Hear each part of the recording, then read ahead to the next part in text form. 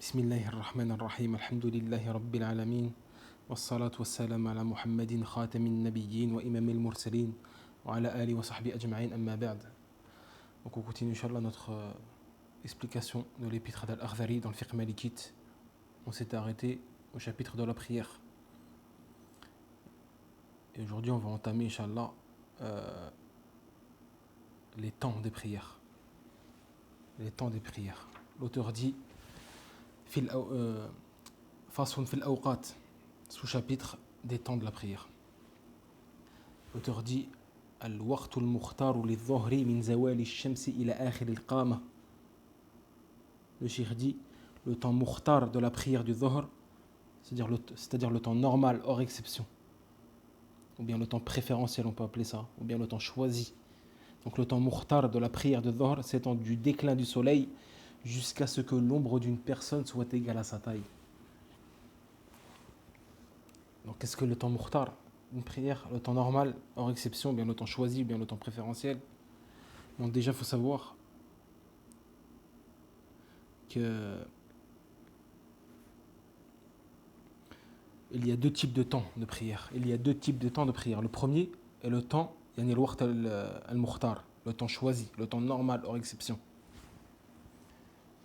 Et le deuxième, c'est le temps de nécessité, al-waqt al-dharuri, le temps de nécessité. Qu'est-ce que le temps choisi, ou bien le temps normal hors exception, c'est-à-dire al-waqt al-mukhtar? C'est quoi? C'est le temps qui est accordé au prieur pour accomplir la prière quand il le veut. Qu'est-ce que le temps mukhtar? Le temps choisi hors exception, ou bien le temps préférentiel, ou bien le temps choisi, le temps normal, c'est le temps qui est accordé au prieur pour accomplir cette prière-là, justement, durant ce temps, quand il le veut, sans avoir de péché. C'est-à-dire la prière obligatoire, bien sûr, on parle des prières obligatoires. Là. Donc ça, c'est le temps normal hors exception. C'est-à-dire c'est le temps accordé légalement au prieur pour accomplir justement cette prière obligatoire. Que tu l'accomplisses au début de ce temps normal, c'est-à-dire hors exception, ou bien au milieu, ou bien à la fin du temps normal, du temps mukhtar. Donc là, tu n'auras pas de péché. Ça, c'est le temps mukhtar. Le temps normal.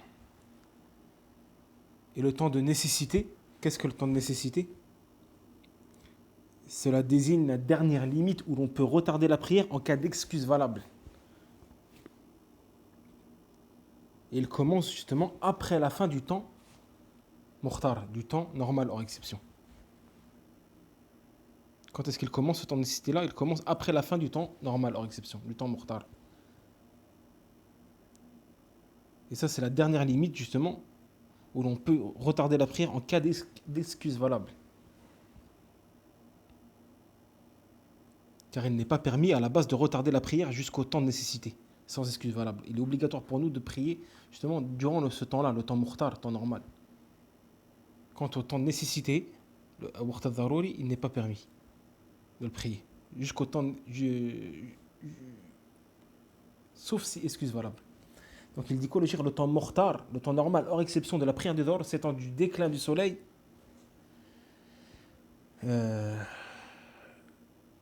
jusqu'à ce que l'ombre d'une personne ou d'un objet soit égale à sa taille.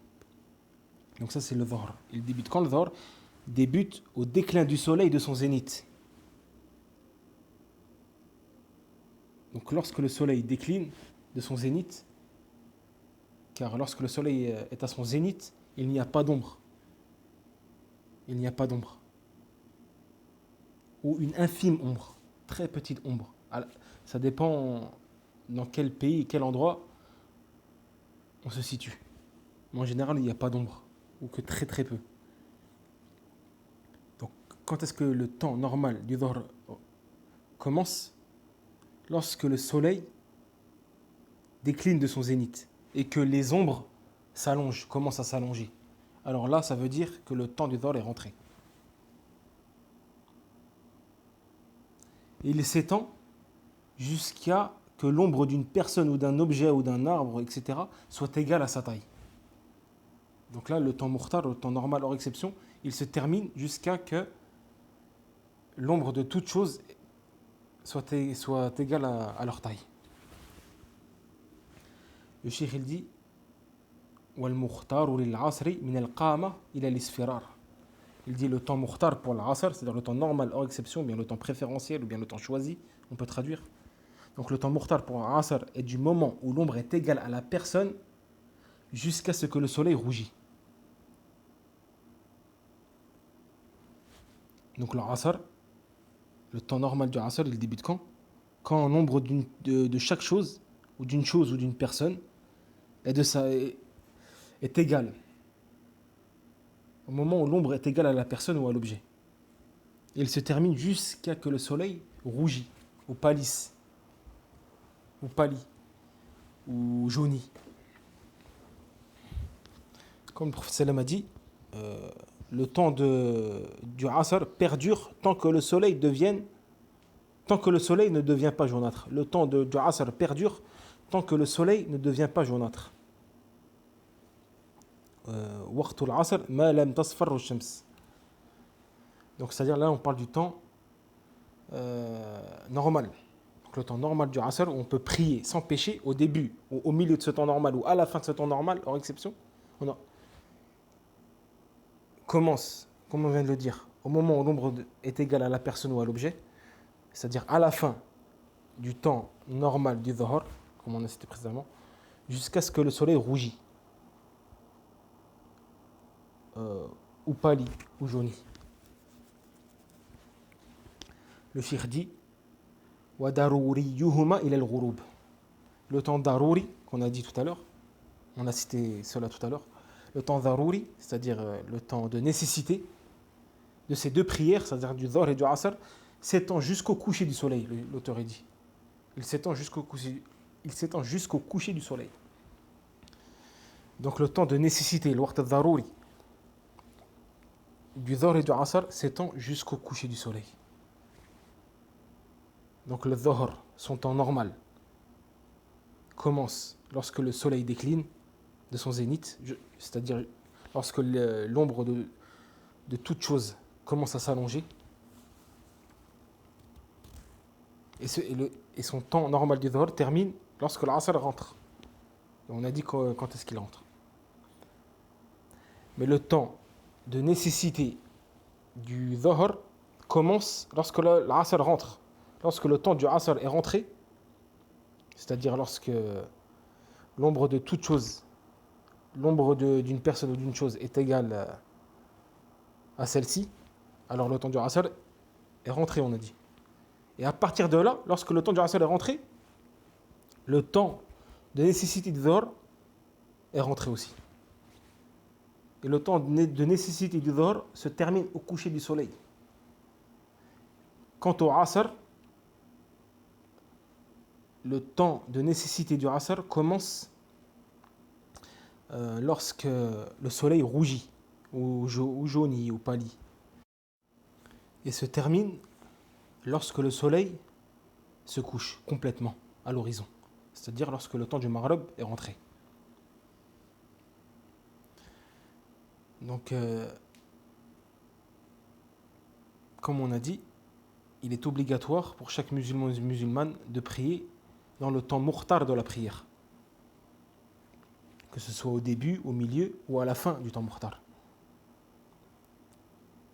Et il n'est pas autorisé justement de prier dans le temps de nécessité de la prière, waqt al-daruri. Et si on prie la prière dans son temps de nécessité, sans excuse valable, on aura des péchés. Elle sera valide, mais avec des péchés. Pourquoi? Parce qu'on n'avait pas une excuse valable. Et quelles sont les excuses valables? Donc les savants disent, les malikites disent, les fuqaha, parmi les excuses valables pour la prière, pour prier dans le temps de nécessité, la mécréance. C'est-à-dire, une personne mécréante se convertit au moment du temps de nécessité de la prière. Au temps de nécessité du dhuhr, par exemple, ou bien au temps de nécessité du asr. On a dit que le temps de nécessité du asr commence lorsque le soleil rougit ou pâlit. Elle se convertit à ce moment-là. Donc là, on est en temps de nécessité. Donc là, elle fera sa prière, car si elle est pubère, et à sa raison, comme on a cité dans le cours précédent, il lui est obligatoire de prier. Donc là, elle priera son asr, mais sans péché. Pourquoi? Car elle accomplit, certes, la prière du asr durant son temps de nécessité, mais elle avait une excuse valable, la mécréance. Deuxième excuse, l'enfance. Lorsqu'un enfant devient pubère, au moment du temps de nécessité de la prière, alors lorsqu'il accomplira la prière, durant ce temps-là, le temps de nécessité, il n'aura pas de péché. Pourquoi? Car il était excusé. Il est devenu pubère au moment du temps de nécessité de la prière. Et comme on a dit, s'il devient pubère et à sa raison, il est obligatoire de prier. Comme le prophète a dit, dans un hadith authentique, il dit, la plume, c'est-à-dire la plume qui écrit les péchés, la plume est relevée pour 3 personnes. Il cite parmi les 3 l'enfant jusqu'à ce qu'il devienne pubère. Donc lorsque la personne est enfant, elle est excusée. Quand elle devient pubère, là, il est obligatoire de prier. Et si elle devient pubère au moment de temps de nécessité, là, elle sera excusée, c'est-à-dire qu'elle priera sans péché. Contrairement à celui qui prie durant le temps de nécessité de la prière, sans excuse valable. La prière sera valide, mais avec un péché. Troisième excuse, la perte de connaissance ou de raison. Donc une personne qui a perdu connaissance, puis sa raison, ou bien sa connaissance revient à elle au moment du temps de nécessité, alors elle priera à ce moment-là, mais sans péché, car elle était excusée. Ce qui lui empêchait de prier au temps mourtar, au temps normal, à leur exception, c'était sa perte de connaissance ou de la raison. Quatrième excuse, l'incapacité des ablutions au tayammum. Une personne qui est incapable d'accomplir les ablutions, dû par exemple au fait qu'elle ne trouve pas d'eau, ni de quoi faire le tayammum, ni l'un ni l'autre. Puis, au moment du temps de nécessité de la prière, elle obtient ou elle trouve de l'eau, ou bien une terre, ou bien une pierre. Alors là, cette personne-là, lorsqu'elle accomplira justement sa prière durant le temps de nécessité, elle n'aura pas de péché. Cinquième excuse valable, les menstrues et les lochis. Admettons qu'une femme se purifie au temps de nécessité de la prière. Admettons qu'elle se purifie au moment où le soleil rougit. Donc là, on est rentré dans le temps de nécessité du Asr. Elle se purifie à ce moment-là, donc elle sera excusée. Car les menstrues l'empêchaient de prier au temps mortar. Donc là, lorsqu'elle priera son Asr, elle sera excusée. Et elle devra aussi prier le Dhuhr si elle se purifie au temps de nécessité du Asr, c'est-à-dire au moment où le soleil rougit et après, elle devra prier le Dhuhr et l'Asr. Pourquoi? Car on a dit que le temps de nécessité du Dhuhr commence au moment où l'Asr rentre et se termine au coucher du soleil. Donc là, elle avait une excuse pour ne pas prier le Dhuhr. Donc là, si elle se purifie au temps de nécessité du Asr, donc a fortiori du Dhuhr, elle devra prier le Dhuhr et l'Asr. Si bien sûr elle se purifie à un moment où il lui est capable de faire son rousl, son bain rituel, et de prier au moins 4 rak'at, 4 unités de prière. Si elle se purifie et que le temps est suffisant de faire son bain rituel et de prier au moins 4 rak'at, alors il est obligatoire de prier le Dhuhr et l'Asr. Pourquoi 4 rak'at? Pas 4 rak'at, 5 rak'at, pardon. 5 unités de prière. C'est-à-dire le Dhuhr et au moins une prière du Asr avant le coucher du soleil. Pourquoi? Car une prière est considérée dans le temps si on a accompli au moins une unité de prière dans son temps. Donc si le temps est suffisant de faire son bain rituel après sa purification et d'accomplir au moins 5 unités de prière, c'est-à-dire les 4 unités du Dhuhr et au moins une unité du Asr, alors il est obligatoire de prier le Dhuhr et l'Asr. Car on a dit une prière est considérée dans le temps si on accomplit au moins une unité de prière dans le temps. Comme il a été rapporté dans le Bukhari, ainsi que Muslim, il dit « Celui qui atteint ne serait-ce qu'une unité de la prière de l'aube avant que le soleil ne se lève, a certes atteint la prière de l'aube. Et celui qui atteint ne serait-ce qu'une unité de la prière du Asr avant que le soleil ne se couche, a certes atteint la prière du Asr. »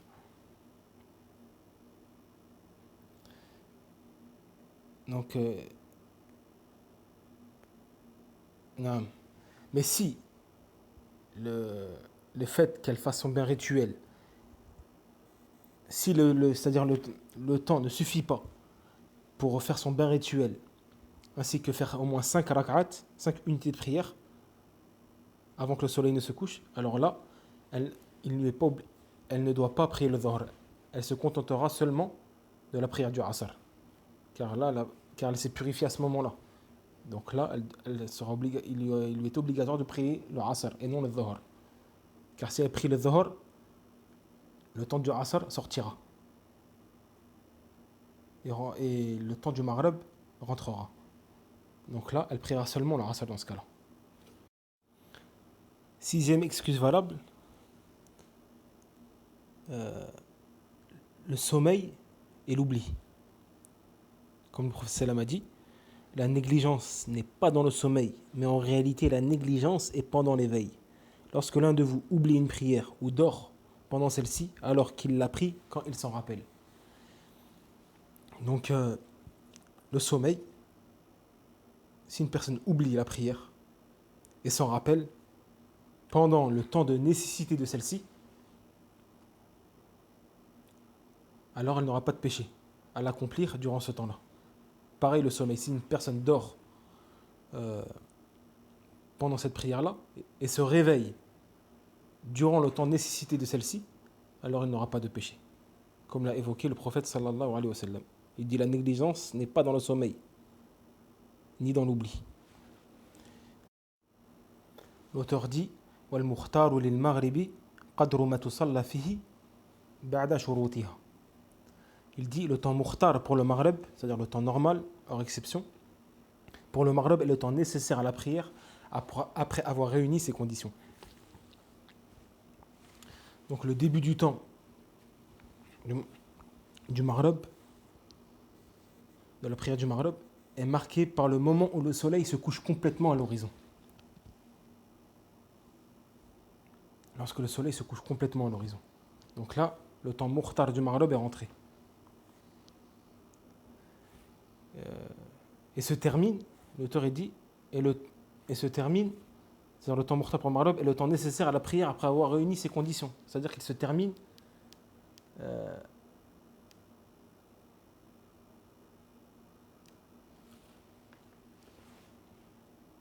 autrement dit, le temps mukhtar du maghrib, chez la plupart des malikites, commence lorsque le soleil se couche complètement à l'horizon et dure le temps nécessaire d'accomplir les ablutions mineures ou majeures, c'est-à-dire suivant l'état de la personne, et d'accomplir les 3 unités de prière.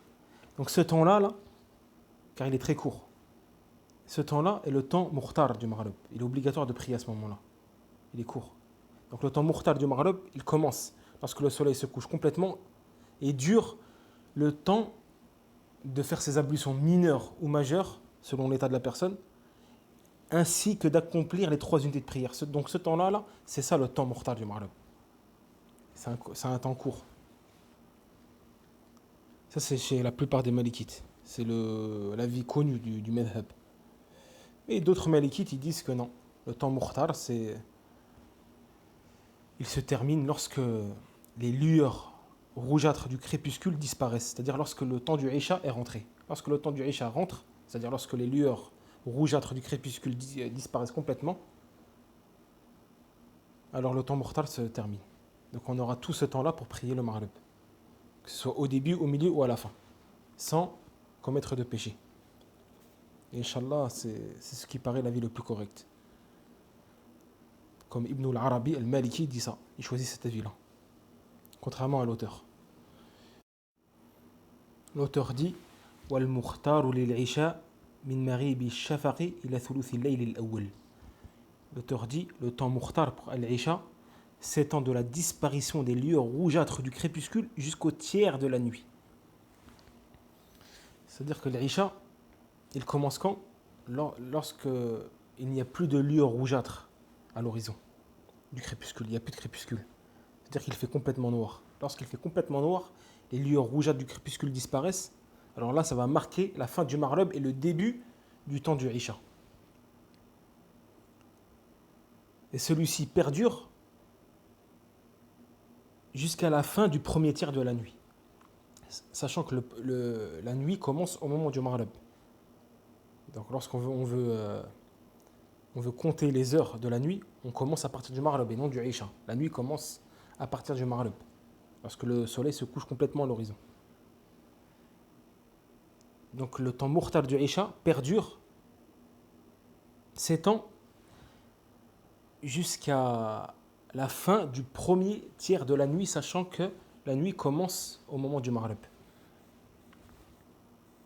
Donc là, voici le temps mukhtar du Maghrib. L'auteur dit وَدَرُورِيُّهُمَا إِلَى طُلُوعِ الْفَجْرِ. Le temps darouri, c'est-à-dire le temps nécessaire, de nécessité, de ces deux prières, c'est-à-dire du Maghrib et du Isha, s'étend jusqu'à l'apparition de l'aube. Donc le temps nécessité de ces deux prières, Maghrib et Isha, il s'étend jusqu'à l'apparition de l'aube, jusqu'au Fajr. Donc comme on a dit, il n'est pas autorisé de prier durant le temps de nécessité. Donc il n'est pas autorisé de prier l'Isha au deuxième tiers de la nuit, après que le premier tiers de la nuit est terminé. Il n'est pas autorisé là.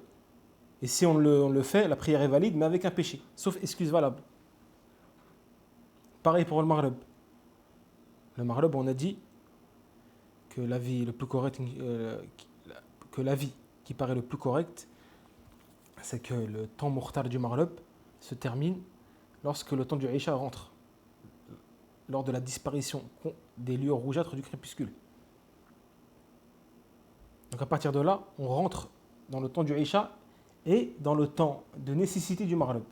Donc il n'est pas autorisé de prier le Maghrib durant le temps de nécessité. Et si on le fait sans excuse valable, valide, mais avec un péché, et si excuse valable, pas de péché, Inch'Allah. Comme on a cité précédemment. Et donc l'auteur dit, et donc oui, le temps de nécessité du Maghrib et du Isha s'étend et se termine lors de l'apparition du Fajr. L'auteur dit وَالْمُخْتَارُ لِلصُّبْحِ مِنَ الْفَجْرِ إِلَى الْإِسْفَارِ الْأَعْلَى. Le temps mukhtar pour subh est du lever de l'aube jusqu'à que tout soit totalement clair. L'isfar, on a rebondi à l'isfar. Le temps mukhtar pour subh est du lever de l'aube jusqu'à l'isfar, c'est-à-dire jusqu'à que tout soit totalement clair. Donc le Fajr débute à l'aube véritable, parce qu'il y a deux sortes d'aube. Il y a un aube qui est mensonger et un aube véridique, véritable ou véridique. L'aube mensonger, comme le professeur l'a dit, c'est celui qui s'étend en vertical, comme la queue du loup. Le professeur a comparé cela à la queue du loup. Donc on a une lumière blanche qui s'étend comme ça verticalement, en hauteur, et non horizontalement. Donc ça c'est l'aube mensonger, il n'est pas pris en compte. Ça c'est avant le Fajr, bien avant le Fajr. Et l'aube véridique, c'est celui qui s'étend à l'horizon, horizontalement à l'horizon. C'est une lueur blanche qui apparaît horizontalement, qui s'étend de l'est à l'ouest. Contrairement à l'aube mensonger, qui s'étend, c'est une lueur blanche, pareil, mais qui s'étend verticalement dans les cieux, qui est semblable à, comme le professeur m'a comparé cela à la queue du loup. Donc le temps du Fajr débute à l'aube véridique, c'est-à-dire lorsque les lueurs de l'aube apparaissent à l'horizon, et se termine jusqu'au Isfar, c'est-à-dire jusqu'à que tout soit totalement clair. C'est-à-dire, comment on peut savoir ça? Lorsqu'on peut distinguer les gens autour de nous. J'arrive à distinguer les traits des visages. Je peux distinguer entre un loup et un chien, par exemple. À partir du moment où j'arrive à distinguer les visages, où je peux distinguer entre un loup et un chien, alors là, le temps mukhtar du Fajr est terminé. Et là, on va rentrer dans le temps daruri. Donc, il est obligatoire de prier à ce moment-là. Lorsque l'aube apparaît, au lever de l'aube. Et on a jusqu'à avoir la capacité à distinguer les visages, jusqu'à l'isfar. Donc on aura tout ce temps-là pour prier le fajr sans péché. L'auteur dit وَدَرُورِيُّهُ إِلَى طُلُوعِ الشَّمْسِ. Et le temps darouri, c'est-à-dire le temps de nécessité du fajr, du subh, s'étend jusqu'au lever du soleil. Donc le temps du fajr, le temps de nécessité du subh commence lorsqu'on a la capacité à distinguer les traits des visages, comme on a dit tout à l'heure, c'est-à-dire l'isfar, lorsque l'environnement est clair, commence à s'éclaircir. Et comme on sait ça, on l'a dit, lorsqu'on peut distinguer entre les visages, entre un chien et un loup, etc. Donc là, le temps de nécessité commence et s'étend jusqu'au lever du soleil. C'est-à-dire s'étend jusqu'à l'apparition de la partie supérieure du disque solaire. Lorsque la partie supérieure du disque solaire apparaît à l'horizon, alors là, le temps du fajr de nécessité est terminé. C'est-à-dire le temps du fajr est terminé. Donc celui qui prie à partir du moment où la partie supérieure du disque solaire apparaît, il aura accompli la prière en dehors de son temps là. C'est même pas dans le temps de nécessité, mais en dehors de son temps. Donc si tu pries ta prière durant le temps de nécessité, ta prière est valable, elle sera considérée comme étant priée dans son temps, mais avec un péché. Pourquoi? Car tu n'avais pas une excuse valable, sauf excuse valable. Si tu avais une excuse valable de la retarder à ce moment-là, là, tu n'as pas de péché. Mais si tu n'avais pas d'excuse valable, alors ta prière sera valide, car elle sera considérée tout de même accomplie dans son temps, mais avec un péché pour avoir retardé la prière à ce moment-là, sans excuse valable. Et à partir du moment où la partie supérieure du disque solaire apparaît, alors tu auras prié la prière hors de son temps. L'auteur dit وَالْقَضَاءُ فِي الْجَمِيعِ مَا وَرَاءَ ذَلِكَ. Toute prière effectuée en dehors de ces moments est considérée rattrapée. Parce qu'il faut savoir que, comme on a dit, la prière a deux moments. Donc, si la prière accomplie durant le moment, c'est-à-dire durant le temps, mukhtar, le temps normal, hors exception, ou durant le temps de nécessité, alors la prière ici sera considérée comme étant accomplie. On appelle ça accomplissement de la prière, al-ada.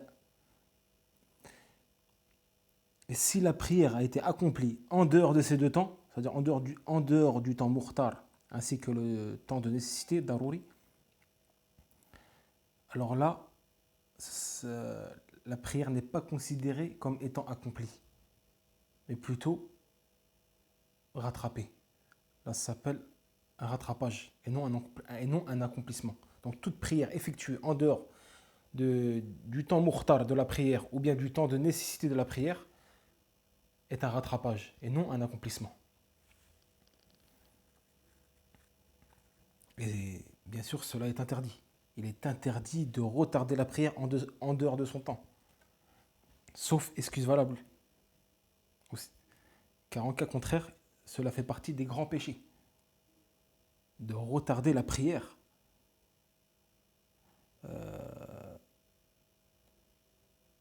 après son temps légiféré, que ce soit le temps mukhtar ou le temps de nécessité. Et on a dit quelle est la différence entre les deux temps.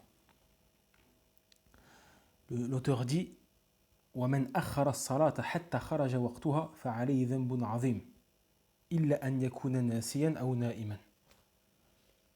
Donc l'auteur dit celui qui retarde l'accomplissement d'une prière jusqu'à l'expiration de son temps aura un péché grave, à moins qu'il n'ait été pris d'oubli ou de sommeil. Donc il est interdit, formellement interdit, de prier en dehors du temps légiféré de cette prière. C'est-à-dire après le temps de nécessité. C'est-à-dire là on est sorti carrément du temps. Là. Ça fait partie des grands péchés. Il est interdit. Allah Azza wa Jalla dit quoi dans le Coran? Inna as-salata kanat 'ala al-mu'minina kitaban mawquta. C'est-à-dire, la prière demeure pour les croyants une prescription à des temps déterminés. Donc là, il est interdit. Le prophète sallam il dit dans le hadith, celui qui manque la prière du Asr, c'est comme s'il avait perdu sa famille, c'est bien. Celui qui prie le Asr en dehors de son temps, c'est-à-dire au moment du Maghrib, sans excuse valable, le prophète sallam il dit quoi? C'est comme s'il avait perdu sa famille, c'est bien. C'est comme si tu avais perdu toute ta famille, ainsi que tous tes biens. Ta maison, ton argent, ta voiture, tous les biens que tu possèdes, ainsi que ta famille. Imagine la perte. C'est un drame de perdre toute sa famille ainsi que tous ses biens. Il n'y a pas pire que ça. Et bien lorsque tu pries le Asr en dehors de son temps, c'est-à-dire après que le temps du Asr est sorti, c'est-à-dire à partir du Maghrib ou bien du Isha, etc., sans excuse valable, c'est comme si tu avais perdu tous tes biens ainsi que toute ta famille. Nas'alullah al-afiyah. À moins qu'il n'ait été pris d'oubli ou de sommeil, comme l'auteur l'a cité. Comme le prophète sallam a dit dans le hadith qu'on a cité précédemment, il dit la négligence n'est pas dans le sommeil, mais en réalité la négligence est pendant l'éveil. Lorsque l'un de vous oublie une prière ou dort pendant celle-ci alors qu'il l'a pris quand il s'en rappelle. Donc là, s'il a oublié la prière ou a dormi pendant celle-ci, il s'en rappelle qu'après, alors là il va être excusé, même s'il a prié cette prière en dehors de son temps. Il sera excusé, il n'aura pas de péché. Le prophète sallam a dit dans le hadith aussi, ma communauté est pardonnée pour son erreur ou son oubli. Et le meilleur moment de prier est le début de la prière. Le meilleur moment. Et le meilleur moment pour prier la prière obligatoire est le début du temps mukhtar en fait. Le début du temps mukhtar. C'est-à-dire le temps normal, hors exception. On a vu qu'on a la durée, on a toute la durée du temps normal pour prier la prière obligatoire, sans commettre de péché. Mais le meilleur moment est le début justement de ce temps-là, du temps mukhtar, du temps normal.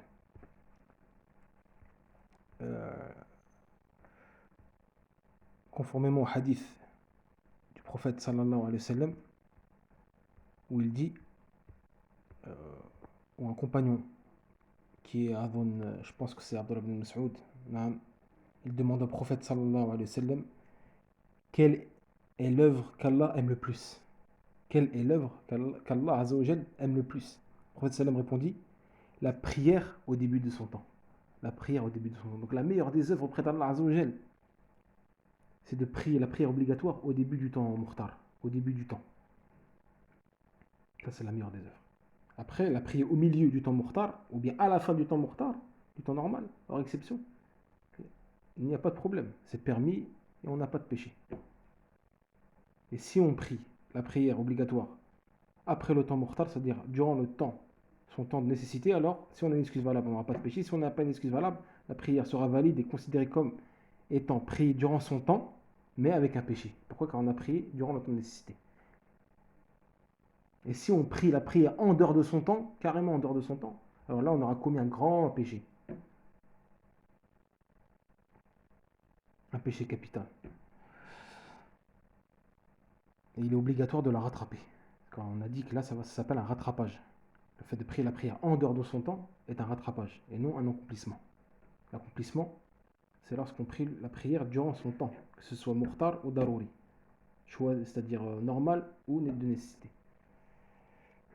Et aussi, remarque, parce que j'ai oublié de citer, donc là, si une personne, c'est-à-dire une excuse valable, elle n'a pas prié le maghrib, et le isha est rentré, comme par exemple la femme qui se purifie au moment du isha, admettons qu'elle se purifie à minuit, 1h du matin, donc là, il est obligatoire de prier le maghrib et l'isha, parce qu'on a dit que le temps de nécessité du maghrib s'étend jusqu'à l'aube, tout comme l'isha.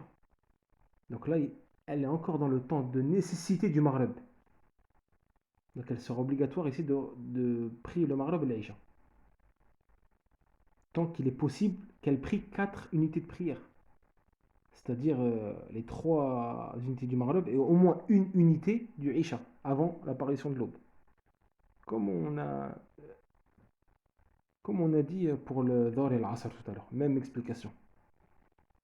Si elle se purifie et qu'il lui est suffisant de faire son bain rituel et de prier au moins 3 unités de prière du Maghreb plus une unité du Isha avant que l'aube apparaît, alors il est obligatoire de prier le Maghreb et l'Isha. Et si ce n'est pas le cas, elle n'a pas le temps de prier les 2 prières, alors il est obligatoire de prier seulement l'Isha.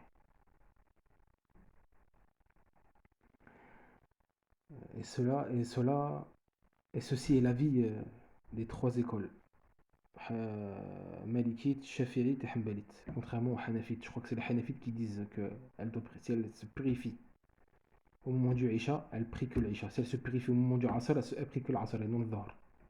Contrairement aux 3 autres écoles qui disent ce qu'on a cité. Et ce qui est l'avis de Cheikh Ben Baz, rahimahullah. Contrairement à l'avis de Cheikh Uthaymin qui prend l'avis des Hanafites. Wallahu a'lam wa sallallahu ala nabiyyina Muhammad.